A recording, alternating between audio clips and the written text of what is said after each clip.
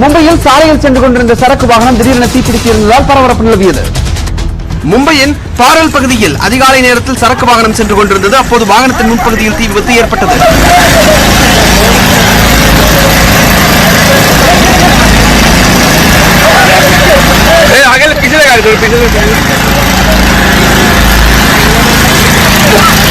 பொய்வாடா காவலர்கள் மற்றும் தீயணைப்பு வீரர்கள் இணைந்து தீயை அணைத்தனர். இந்த விபத்தில் ஓட்டுநருக்கு காயம் எதுவும் ஏற்படவில்லை.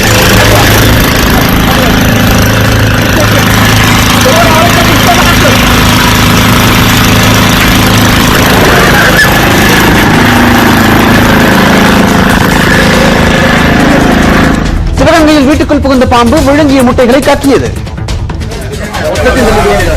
1 2 3 4 முட்டையை சாப்பிட்டிருக்காரு.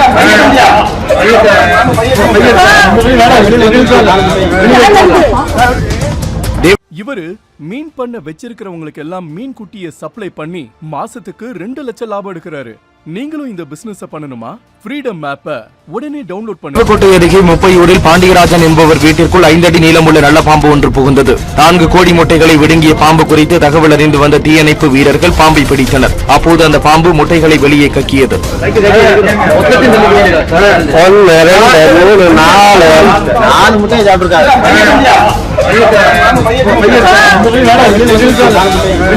பொங்கல் பண்டிகையை ஒட்டி தர்மபுரி மாவட்டத்தில் வெள்ளம் தயாரிப்பு வேகம் எடுத்திருக்கிறது. மும்பையில் சாலையில் சென்று கொண்டிருந்த சரக்கு வாகனம் திடீரென தீப்பிடித்திருந்ததால் பரபரப்பு நிலவியது.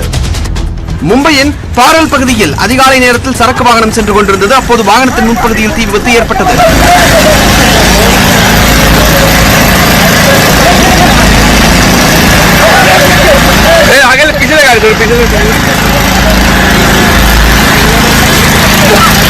பொய்வாடா காவலர்கள் மற்றும் தீயணைப்பு வீரர்கள் இணைந்து தீயை அணைத்தனர். இந்த விபத்தில் ஓட்டுநருக்கு காயம் எதுவும் ஏற்படவில்லை.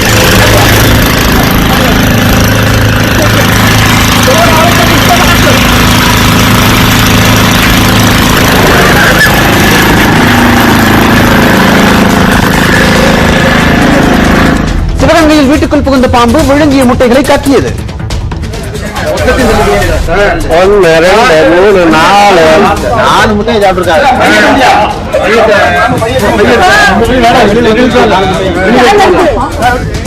தேவக்கோட்டை அருகே முப்பையூரில் பாண்டியராஜன் என்பவர் வீட்டிற்குள் 5 அடி நீளம் உள்ள நல்ல பாம்பு ஒன்று புகுந்தது. 4 கோடி முட்டைகளை விழுங்கிய பாம்பு குறித்து தகவல் அறிந்து வந்த தீயணைப்பு வீரர்கள் பாம்பை பிடித்தனர். அப்போது அந்த பாம்பு முட்டைகளை வெளியே கக்கியது. 1 2 3 4 முட்டையை சாப்பிட்டிருக்காரு.